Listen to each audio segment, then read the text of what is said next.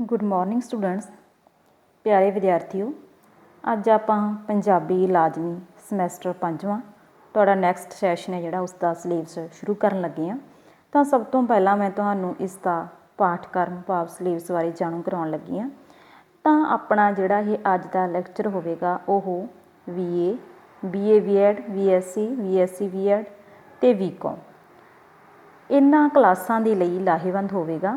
ਤਾਂ ਇਸ ਸਿਲੇਬਸ ਨੂੰ ਸ਼ੁਰੂ ਕਰਨ ਤੋਂ ਪਹਿਲਾਂ ਮੈਂ ਤੁਹਾਨੂੰ ਇਸ ਸਿਲੇਬਸ ਦੇ ਵਿੱਚ ਕੀ ਕੁਝ ਸ਼ਾਮਲ ਹੈ ਉਸ ਬਾਰੇ ਜਾਣੂ ਕਰਾਉਣ ਲੱਗੀ ਹਾਂ। ਤਾਂ ਇਸ ਦੇ 3 ਭਾਗ ਹੋਣਗੇ। ਪਹਿਲੇ ਭਾਗ ਦੇ ਵਿੱਚ ਨਾਵਲ ਇਹ ਹਮਾਰਾ ਜੀਵਨਾ ਦਲੀਪ ਕੌਰ ਟਿਵਾਣਾ ਜੀ ਦਾ। ਤਾਂ ਇਸ ਨਾਵਲ ਦੇ ਵਿੱਚ ਤੁਹਾਨੂੰ ਵਿਸ਼ਾ ਵਸਤੂ ਆਵੇਗਾ।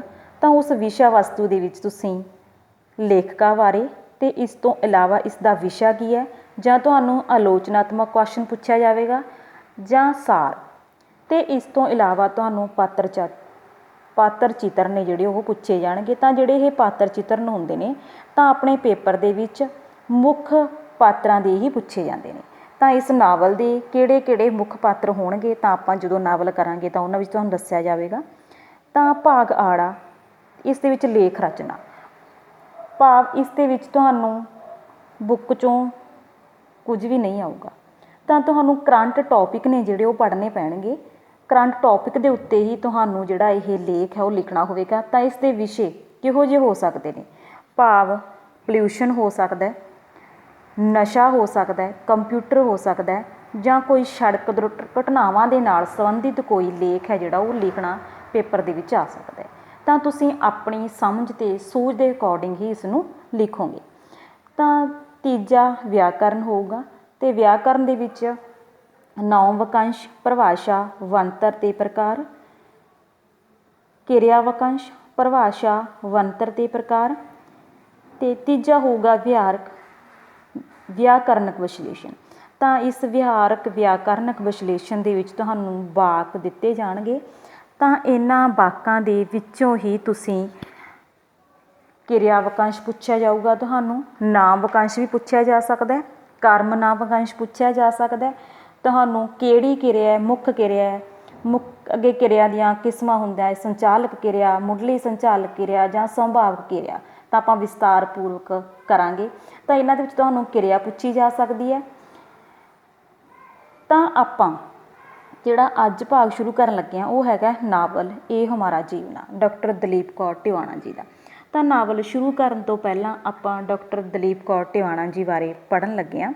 ਤਾਂ ਦਲੀਪ ਕੌਰ ਟਿਵਾਣਾ ਜੀ ਨੇ ਜਿਹੜੇ, ਇਹਨਾਂ ਦਾ ਜਨਮ 1932 ਵਿੱਚ ਹੋਇਆ ਸੀ ਅਤੇ ਦੇਹਾਂਤ ਇਸ ਸਾਲ ਹੀ 2020 ਦੇ ਵਿੱਚ ਇਹਨਾਂ ਦਾ ਦੇਹਾਂਤ ਹੈ ਜਿਹੜਾ ਉਹ ਹੋਇਆ। ਤਾਂ ਦਲੀਪ ਕੌਰ ਟਿਵਾਣਾ ਹੈ ਜਿਹੜੀ ਉਹ ਬਹੁਤ ਵੱਡੀ ਨਾਵਲਕਾਰ ਹੈ ਜੋ ਇਸਤਰੀ ਜਾਤੀ ਦੀ ਤਰਾਸਦੀ ਨੂੰ ਬਿਆਨ ਕਰਦੀ ਹੈ। ਤਾਂ ਇਹ ਦਲੀਪ ਕੌਰ ਟਿਵਾਣਾ ਹੈ ਜਿਹੜੀ ਉਹ ਔਰਤ ਦਾ ਜਿਹੜਾ ਚਿੱਤਰਨ ਹੈ ਉਹ 2 ਪੱਖਾਂ ਦੇ ਵਿੱਚ ਕਰਦੀ ਹੈ। ਇੱਕ ਤਾਂ ਉਹ ਕਰਦੀ ਹੈ ਕਿ ਉਹ ਗੁਲਾਮੀ ਵਿੱਚ ਵੱਜੀ ਹੋਈ ਹੈ, ਅਤੇ ਦੂਸਰਾ ਉਹ ਕਰਦੀ ਹੈ ਕਿ ਜਿਹੜੀ ਅੱਜ ਦੀ ਔਰਤ ਹੈ ਉਹ ਆਜ਼ਾਦ ਹੈ, ਉਹ ਪੜ੍ਹੀ ਲਿਖੀ ਹੈ, ਉਹ ਆਪਣੇ ਹੱਕਾਂ ਦੀ ਰਾਖੀ ਹੈ ਉਹ ਆਪ ਕਰ ਸਕਦੀ ਹੈ। ਤਾਂ ਇਸਤਰੀ ਜਾਤੀ ਨਾਲ ਹੋ ਰਹੇ ਧੱਕੇ ਜਾਂ ਇਸਤਰੀ ਜਾਤੀ ਨਾਲ ਦੀ ਤਰਾਸਦੀ ਹੈ ਜਿਹੜੀ ਉਹ ਆਪਣੇ ਨਾਵਲਾਂ ਦੇ ਵਿੱਚ ਬਿਆਨ ਕਰਦੀ ਹੈ। ਤਾਂ ਇਸ ਦੇ ਜਿਹੜੇ ਨਾਵਲ ਨੇ ਉਹ ਜ਼ਿਆਦਾਤਰ ਮਾਲਵਾ ਇਲਾਕੇ ਨਾਲ ਸੰਬੰਧਿਤ ਨਾਵਲ ਹੀ ਲਿਖੇ ਨੇ। ਤਾਂ ਇਹਨਾਂ ਨਾਵਲਾਂ ਦੇ ਵਿੱਚ ਸ਼ਾਮਲ ਨੇ ਅਗਨੀ ਪ੍ਰੀਖਿਆ, ਇਹ ਹਮਾਰਾ ਜੀਵਨਾ, ਤੀਲੀ ਦਾ ਨਿਸ਼ਾਨ, ਦੂਸਰੀ ਸੀਤਾ, ਹਸਤਾਖਰ, ਲੰਘ ਗਏ ਦਰਿਆ, ਕਥਾ ਕੁਕਨਸ ਦੀ, ਰਿਣ ਪੱਤਰਾਂ ਦਾ, ਕਥਾ ਕਹੋ ਉਰਵਸ਼ੀ। ਤਾਂ ਇਹ ਅਲੱਗ-ਅਲੱਗ ਨਾਵਲ ਨੇ ਜਿਹੜੇ ਦਲੀਪ ਕੌਰ ਟਿਵਾਣਾ ਜੀ ਨੇ ਇਹਨਾਂ ਦੀ ਰਚਨਾ ਕੀਤੀ ਹੈ, ਅਤੇ ਵੱਖ-ਵੱਖ ਵਿਸ਼ਿਆਂ ਜਾਂ ਵੱਖ-ਵੱਖ ਸਮੱਸਿਆਵਾਂ ਨੂੰ ਇਸ ਨਾਵਲ ਦੇ ਵਿੱਚ, ਇਹਨਾਂ ਨਾਵਲਾਂ ਦੇ ਵਿੱਚ ਛੂਹਿਆ ਗਿਆ। ਤਾਂ ਜਿਹੜਾ ਆਪਣੇ ਸਿਲੇਬਸ ਦੇ ਵਿੱਚ ਇਹਨਾਂ ਦਾ ਜਿਹੜਾ ਨਾਵਲ ਹੈ ਉਹ ਹੈਗਾ ਇਹ ਹਮਾਰਾ ਜੀਵਨਾ। ਤਾਂ ਇਹ ਨਾਵਲ ਹੈ ਜਿਹੜਾ ਉਹ ਪਹਿਲੀ ਵਾਰ 1969 ਈਸਵੀ ਦੇ ਵਿੱਚ ਛਪਿਆ ਸੀ। ਤਾਂ ਜਦੋਂ ਆਪਾਂ ਪਿਛਲੇ ਸੈਸ਼ਨ ਦੇ ਵਿੱਚ, ਪਿਛਲੇ ਸਮੈਸਟਰ ਦੇ ਵਿੱਚ ਇੱਕ ਨਾਵਲ ਕੀਤਾ ਸੀ ਨਾਨਕ ਸਿੰਘ ਦਾ ਇੱਕ ਮਿਆਨ ਦੋ ਤਲਵਾਰਾਂ, ਤਾਂ ਉਹ ਵੀ ਨਾਨਕ ਸਿੰਘ ਦਾ ਅਜਿਹਾ ਨਾਵਲ ਸੀ ਜਿਸ ਨੂੰ ਭਾਰਤੀ ਸਾਹਿਤ ਅਕਾਦਮੀ ਪੁਰਸਕਾਰ ਹੈ ਜਿਹੜਾ ਉਹ 1962 ਦੇ ਵਿੱਚ ਮਿਲਿਆ ਹੋਇਆ। ਅਤੇ ਇਹ ਨਾਵਲ ਵੀ ਇਹਨਾਂ ਦਾ ਅਜਿਹਾ ਨਾਵਲ ਹੈ ਜਿਸ ਨੂੰ ਭਾਰਤੀ ਸਾਹਿਤ ਅਕਾਦਮੀ ਪੁਰਸਕਾਰ ਹੈ ਜਿਹੜਾ ਉਹ 1971 ਦੇ ਵਿੱਚ ਮਿਲਿਆ। ਤਾਂ ਭਾਰਤੀ ਸਾਹਿਤ ਅਕਾਦਮੀ ਹੈ ਜਿਹੜੀ ਉਹ ਹਰ ਸਾਲ ਹਰ ਇੱਕ ਲੈਂਗੁਏਜ ਦੀ ਕਿਸੇ ਪ੍ਰਸਿੱਧ ਰਚਨਾ ਲਈ ਉਸਨੂੰ ਸਾਹਿਤ ਅਕਾਦਮੀ ਹੈ ਜਿਹੜਾ ਉਹ ਪੁਰਸਕਾਰ ਪ੍ਰਦਾਨ ਕਰਦੀ ਹੈ। ਤਾਂ ਇਸ ਨਾਵਲ ਦੇ ਲਈ ਦਲੀਪ ਕੌਰ ਟਿਵਾਣਾ ਜੀ ਨੂੰ ਇਹ ਪੁਰਸਕਾਰ ਹੈ ਜਿਹੜਾ ਉਹ ਪ੍ਰਾਪਤ ਹੈ। ਅਤੇ ਇਸ ਤੋਂ ਇਲਾਵਾ ਇਹਨਾਂ ਦਾ ਇੱਕ ਨਾਵਲ ਹੈ ਕਥਾ ਕਹੋ ਉਰਵਸ਼ੀ। ਤਾਂ ਇਸ ਨਾਵਲ ਦੇ ਵਿੱਚ ਵੀ ਇਸ ਨਾਵਲ ਨੂੰ ਸਰਸਵਤੀ ਪੁਰਸਕਾਰ ਹੈ ਜਿਹੜਾ ਉਹ ਪ੍ਰਦਾਨ ਕੀਤਾ ਗਿਆ। ਤਾਂ ਇਸ ਨਾਵਲ ਦੇ ਵਿੱਚ ਕਿਹੋ ਜਿਹਾ ਵਿਸ਼ਾ ਦਲੀਪ ਕੌਰ ਟਿਵਾਣਾ ਜੀ ਨੇ ਛੋਹਿਆ, ਤਾਂ ਉਹ ਪੜ੍ਹਨ ਤੋਂ ਪਹਿਲਾਂ ਆਪਾਂ ਨਾਵਲ ਬਾਰੇ ਪੜ੍ਹਦੇ ਹਾਂ। ਅਤੇ ਜਿਹੜਾ ਨਾਵਲ ਹੈ ਇਹ ਹਮਾਰਾ ਜੀਵਨਾ।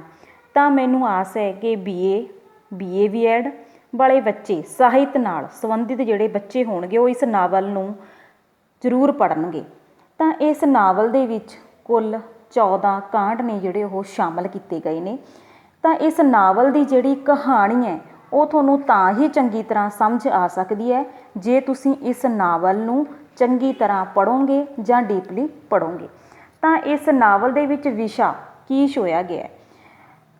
ਤਾਂ ਇਸ ਨਾਵਲ ਦਾ ਵਿਸ਼ਾ ਸਾਡੇ ਸਮਾਜਿਕ ਅਤੇ ਸੱਭਿਆਚਾਰਕ ਪ੍ਰਬੰਧ ਵਿੱਚ ਇਸਤਰੀ ਦੀ ਬੇਵੱਸੀ ਅਤੇ ਦੁਰਦਸ਼ਾ ਭਰੀ ਤ੍ਰਾਸਦਿਕ ਹਾਲਤ ਨੂੰ ਪੇਸ਼ ਕਰਨਾ ਹੈ।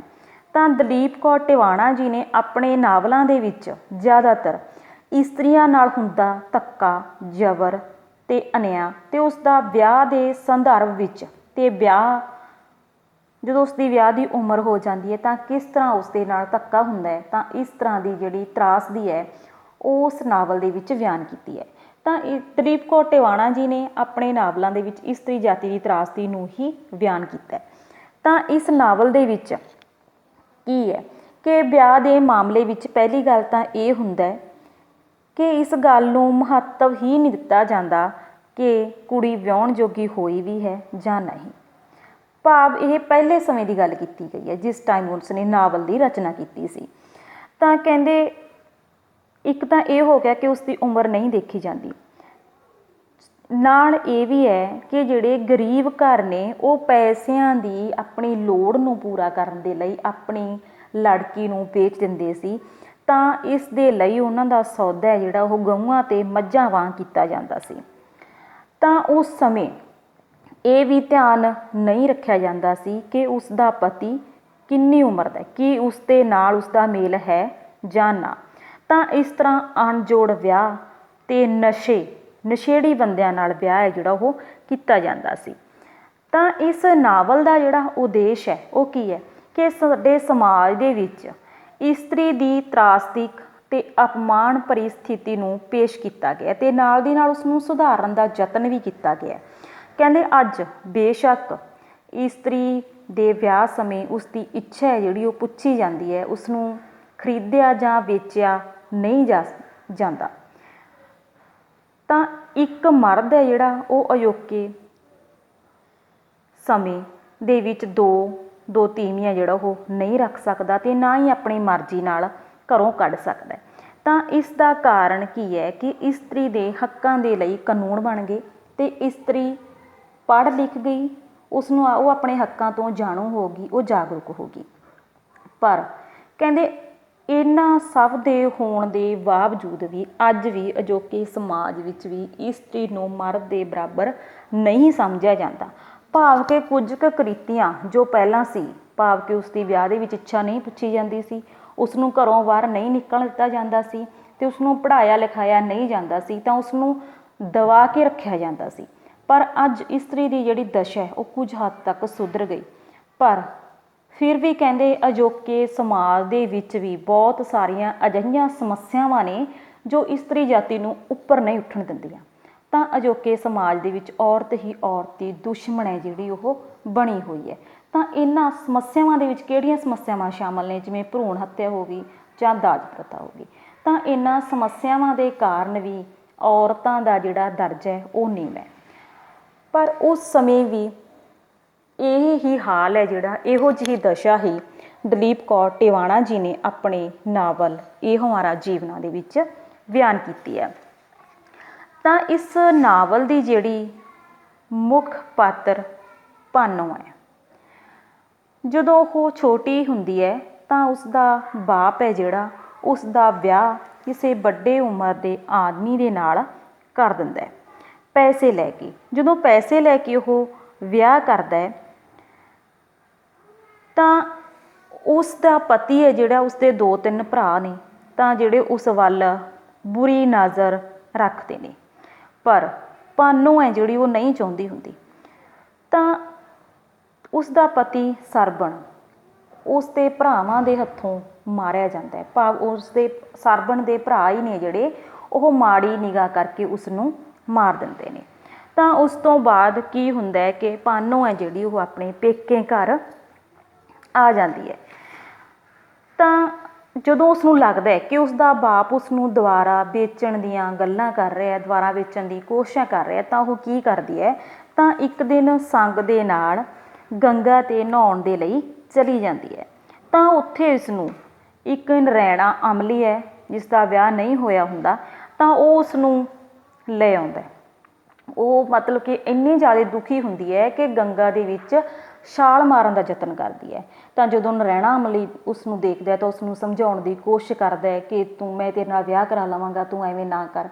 ਤਾਂ ਜਦੋਂ ਨਰੈਣਾ ਅਮਲੀ ਉਸ ਨੂੰ ਘਰ ਲੈ ਆਉਂਦਾ ਹੈ ਤਾਂ ਜਿਹੜੀਆਂ ਗਲੀ ਦੀਆਂ ਜਨਾਨੀਆਂ ਨੇ ਤਾਂ ਉਹ ਤਰ੍ਹਾਂ ਤਰ੍ਹਾਂ ਦੀਆਂ ਗੱਲਾਂ ਕਰਦੀਆਂ ਨੇ ਕਿ ਉਹਨਾਂ ਨੂੰ ਲੱਗਦਾ ਹੈ ਕਿ ਇਹ ਚਰਿੱਤਰਹੀਨ ਹੈ, ਕਿ ਇਹ ਕਿਤੇ ਕਿਤੇ ਚਲੀ ਗਈ, ਜਾਂ ਇਸਨੇ ਕਿਤੇ ਵਿਆਹ ਕਰਵਾ ਲਿਆ, ਕਿ ਇਸ ਤਰ੍ਹਾਂ ਹੀ ਇਹ ਫਿਰਦੀ ਰਹਿੰਦੀ ਹੈ, ਜਾਂ ਉਹ ਇਸ ਤਰ੍ਹਾਂ ਦੀਆਂ ਗੱਲਾਂ ਕਰਦੇ ਨੇ ਕਿ ਇਸ ਦੇ ਮਾਪੇ ਨੇ ਜਿਹੜੇ ਉਹ ਪੈਸਿਆਂ ਖਾਤਰ ਇਸ ਨੂੰ ਵੇਚ ਦਿੱਤਾ ਗਿਆ ਹੈ।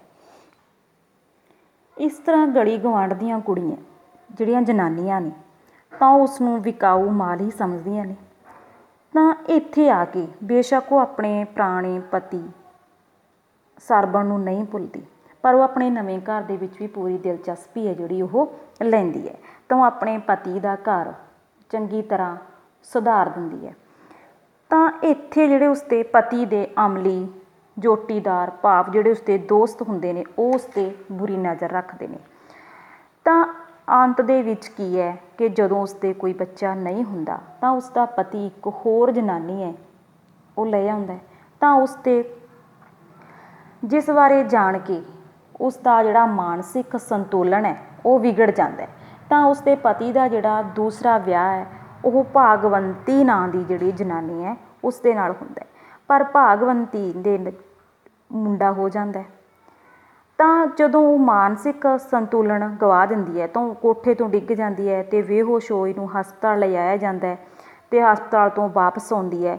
ਤਾਂ ਜਦੋਂ ਉਹ ਆ ਕੇ ਦੇਖਦੀ ਹੈ ਕਿ ਉਸਦੇ ਪਤੀ ਨੇ ਦੂਜਾ ਵਿਆਹ ਕਰਵਾ ਲਿਆ ਜਾਂਦਾ ਹੈ, ਤਾਂ ਭਾਨੋ ਹੈ ਜਿਹੜੀ ਫਿਰ ਵੀ ਸਬਰ ਨਾਲ ਦਿਨ ਕੱਟਣ ਦੀ ਕੋਸ਼ਿਸ਼ ਕਰਦੀ ਹੈ, ਪਰ ਉਸਦਾ ਪਤੀ ਹੈ ਜਾਂ ਉਸਦੀ ਸੌਕਣ ਹੈ ਜਿਹੜੀ ਉਸ ਪ੍ਰਤੀ ਵਤੀਰਾ ਹੈ ਜਿਹੜਾ ਉਹ ਕਰਖਤ ਭਰਿਆ ਰੱਖਦੇ ਨੇ, ਜਿਸ ਕਾਰਨ ਉਸਦੇ ਲਈ ਆਪਣੇ ਦਿਨ ਨੇ ਜਿਹੜੇ ਉਹ ਕੱਟਣੇ ਮੁਸ਼ਕਲ ਹੋ ਜਾਂਦੇ ਨੇ। ਤਾਂ ਜਦੋਂ ਭਾਗਵੰਤੀ ਦੇ ਘਰ ਮੁੰਡਾ ਪੈਦਾ ਹੋ ਜਾਂਦਾ ਹੈ ਤਾਂ ਫਿਰ ਉਸ ਤੋਂ ਬਾਅਦ ਤਾਂ ਉਸ ਦੇ ਨਾਲ ਉਸ ਤੋਂ ਵੀ ਭੈੜਾ ਵੱਧ ਸਲੂਕ ਹੈ ਜਿਹੜਾ ਉਹ ਕੀਤਾ ਜਾਂਦਾ ਹੈ। ਅਤੇ ਅੰਤ ਦੇ ਵਿੱਚ ਜਿਹੜਾ ਨਰੈਣਾ ਹੈ ਉਸਨੂੰ ਪੇਕੇ ਚਲੀ ਜਾਣ ਦੀ ਧਮਕੀ ਦੇ ਦਿੰਦਾ। ਤਾਂ ਇਸ ਸਥਿਤੀ ਦੇ ਵਿੱਚ ਨਰੈਣ ਭਾਨੋ ਨੂੰ ਕਿਤੇ ਹੋਰ ਵੇਚਣ ਦਾ ਫੈਸਲਾ ਜਿਹੜਾ ਉਹ ਕਰ ਲੈਂਦਾ। ਉਸ ਦੇ ਨਾਲ ਰੋਜ਼ ਕੁੱਟਮਾਰ ਹੁੰਦੀ ਹੈ, ਦੁਰਵਿਹਾਰ ਹੁੰਦਾ ਹੈ। ਤਾਂ ਅੰਤ ਦੇ ਵਿੱਚ ਉਸ ਨੂੰ ਕਿਤੇ ਹੋਰ ਵੀ ਤੋਰ ਦਿੱਤਾ ਜਾਂਦਾ ਅਤੇ ਆਪਣੇ ਘਰੋਂ ਉਸ ਨੂੰ ਕੱਢ ਦਿੱਤਾ ਜਾਂਦਾ।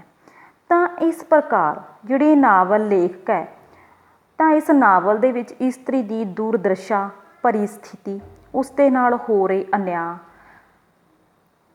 ਦੀ ਜਿਹੜੀ ਸਥਿਤੀ ਆ ਉਹ ਇਸ ਨਾਵਲ ਦੇ ਵਿੱਚ ਪੇਸ਼ ਕਰਦੀ ਹੈ।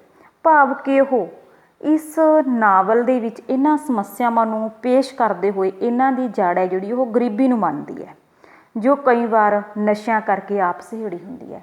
ਭਾਵ ਜੇ ਉਸ ਦਾ ਬਾਪ ਹੈ ਜਿਹੜਾ ਉਹ ਗਰੀਬ ਸੀ ਤਾਂ ਹੀ ਉਸ ਨੂੰ ਵੇਚਦਾ ਅਤੇ ਉਸ ਵੇਚਣ ਦੇ ਡਰੋਂ ਹੀ ਉਹ ਘਰੋਂ ਜਾਂਦੀ ਹੈ ਅਤੇ ਉਸ ਨੂੰ ਉਹ ਅਮਲੀ ਉੱਥੋਂ ਲੈ ਆਉਂਦਾ ਅਤੇ ਇੱਥੇ ਆ ਕੇ ਵੀ ਉਹ ਸੁੱਖ ਦੇ ਦਿਨ ਹੈ ਜਿਹੜੀ ਉਹ ਬਤੀਤ ਨਹੀਂ ਕਰ ਸਕਦੀ। ਤਾਂ ਇਸ ਤੋਂ ਇਲਾਵਾ ਜਿਹੜੀ ਨਾਵਲ ਲੇਖਕ ਹੈ ਤਾਂ ਇਹ ਵੀ ਸਪਸ਼ਟ ਕਰਦੀ ਹੈ ਕਿ ਧੀਆਂ ਦੇ ਪੈਸੇ ਲੈ ਕੇ ਉਹਨਾਂ ਦਾ ਵਿਆਹ ਕਰਨਾ ਹੈ ਨਾ ਕਈ ਮਾਪਿਆਂ ਦਾ ਧੰਦਾ ਹੁੰਦਾ ਸੀ ਉਸ ਟਾਈਮ। ਤਾਂ ਅਜਿਹੀ ਇੱਕ ਕੁੜੀ ਨਾਲ ਨਰੈਣ ਦਾ ਪਹਿਲਾਂ ਵਿਆਹ ਹੋਇਆ ਸੀ। ਇਸ ਕਰਕੇ ਅਮਲੀ ਤੇ ਬੇਔਲਾਦੇ ਲੋਕ ਵੀ ਤੀਵੀਆਂ ਖਰੀਦਣ ਦੀ ਤਾਕ ਵਿੱਚ ਰਹਿੰਦੇ ਨੇ। ਭਾਵ ਕਿ ਨਰੈਣਾ ਅਮਲੀ ਸੀ, ਤਾਂ ਕੀ ਹੈ, ਕੁੜੀ ਦੇ ਮਾਂ-ਬਾਪ ਨੂੰ ਪੈਸਿਆਂ ਦੀ ਲੋੜ ਹੁੰਦੀ ਸੀ, ਤਾਂ ਉਸ ਪੈਸਿਆਂ ਦੀ ਆੜ ਦੇ ਵਿੱਚ ਮਾਂ-ਬਾਪ ਨੇ ਜਿਹੜੇ ਆਪਣੀ ਧੀ ਦਾ ਵਿਆਹ ਕਿਸੇ ਨਸ਼ੇੜੀ ਜਾਂ ਵੱਡੀ ਉਮਰ ਦੇ ਨਾਲ ਕਰ ਦਿੰਦੇ ਸੀ। ਤਾਂ ਜਿਸ ਕਾਰਨ ਇਸਤਰੀ ਦੀ ਜਿਹੜੀ ਦਸ਼ਾ ਸੀ ਉਹ ਬਹੁਤ ਹੀ ਜ਼ਿਆਦਾ ਸੰਤੋਖਜਨਕ ਸੀ ਉਸ ਸਮੇਂ। ਤਾਂ ਇਸ ਦੇ ਨਾਲ ਕਹਿੰਦੇ ਲੇਖਿਕਾ ਇਹ ਵੀ ਕਹਿੰਦੀ ਹੈ ਕਿ ਸ਼ਰਾਬੀ ਤੇ ਅਮਲੀ ਲੋਕ ਨੇ ਹੈ ਨਾ, ਤਾਂ ਉਹਨਾਂ ਦੇ ਦੋਸਤ ਵੀ ਉਹਨਾਂ ਦੇ ਘਰੇ ਆਉਂਦੇ ਨੇ, ਤਾਂ ਅੱਗੇ ਉਹ ਵੀ ਉਹਨਾਂ ਜਨਾਨੀਆਂ 'ਤੇ ਬੁਰੀ ਨਜ਼ਰ ਹੈ ਜਿਹੜੀ ਉਹ ਰੱਖਦੇ ਨੇ ਅਤੇ ਉਹਨਾਂ ਇਸਤਰੀਆਂ ਨੂੰ ਦੀ ਇੱਜ਼ਤ ਨੂੰ ਹੱਥ ਪਾਉਣ ਦੀ ਕੋਸ਼ਿਸ਼ ਕਰਦੇ ਨੇ।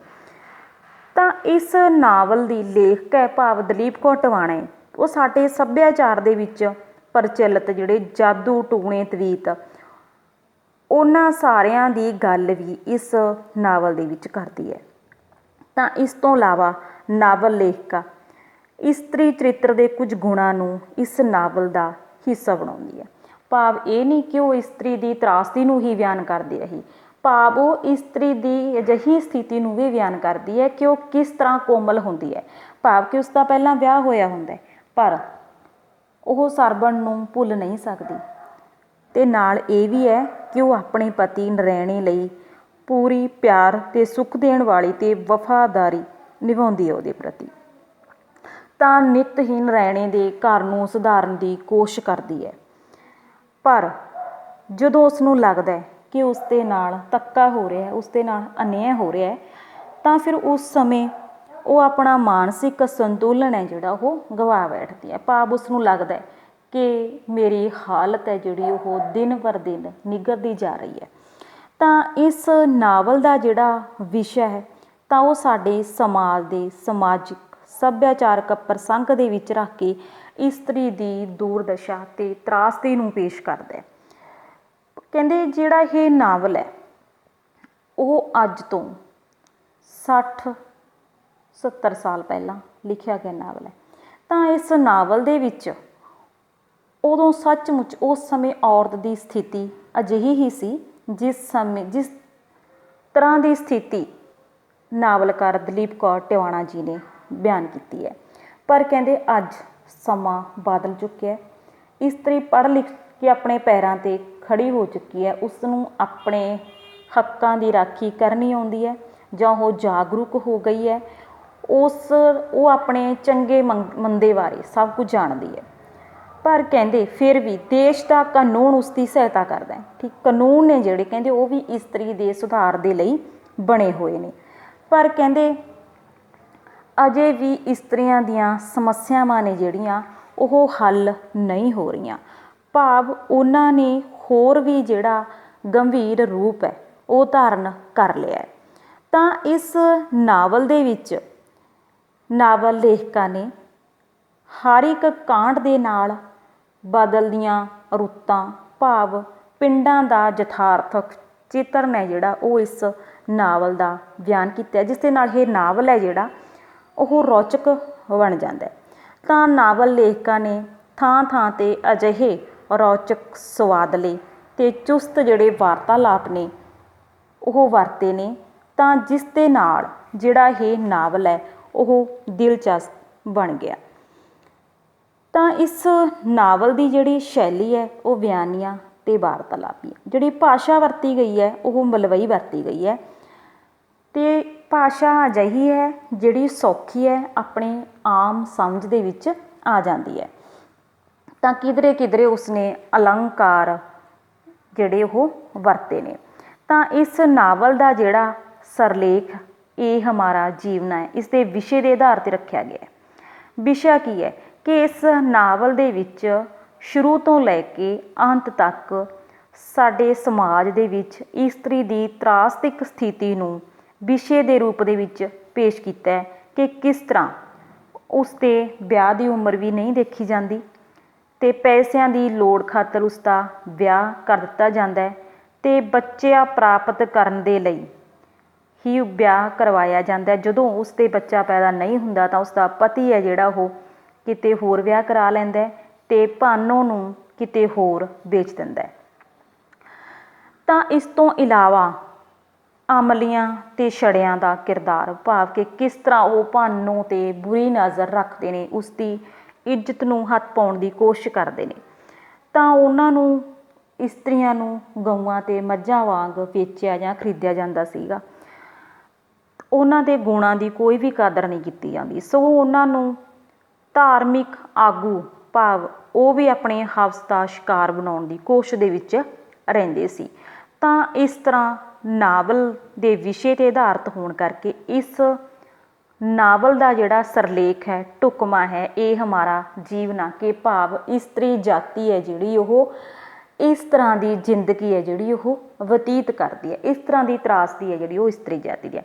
ਤਾਂ ਆਪਾਂ ਇਸ ਨਾਵਲ ਬਾਰੇ ਨੈਕਸਟ ਲੈਕਚਰ ਦੇ ਵਿੱਚ ਵਿਸਥਾਰ ਸਹਿਤ ਕਰਾਂਗੇ ਕਿ ਨਾਵਲ ਦੇ ਵਿੱਚ ਕਿਸ ਤਰ੍ਹਾਂ ਦੀ ਕਹਾਣੀ ਨੂੰ ਸ਼ਾਮਲ ਕੀਤਾ ਗਿਆ ਹੈ, ਕਿਸ ਤਰ੍ਹਾਂ ਉਸ ਦਾ ਪਹਿਲਾਂ ਵਿਆਹ ਹੁੰਦਾ, ਫਿਰ ਉੱਥੋਂ ਉਸ ਨੂੰ ਜਿਹੜਾ ਨਰੈਣਾ ਅਮਲੀ ਹੈ ਉਹ ਖਰੀਦ ਲਿਆਉਂਦਾ, ਤਾਂ ਉਸ ਤੋਂ ਬਾਅਦ ਉਸ ਦੀ ਕਿਸ ਤਰ੍ਹਾਂ ਦੀ ਤਰਾਸਦੀ ਹੁੰਦੀ ਹੈ, ਕੀ ਕੁਝ ਇਸ ਨਾਵਲ ਦੀ ਜਿਹੜੀ ਮੁੱਖ ਪਾਤਰ ਭਾਨੋ ਹੈ ਉਸ ਦੇ ਨਾਲ ਕੀ ਕੁਝ ਵਾਪਰਦਾ ਹੈ।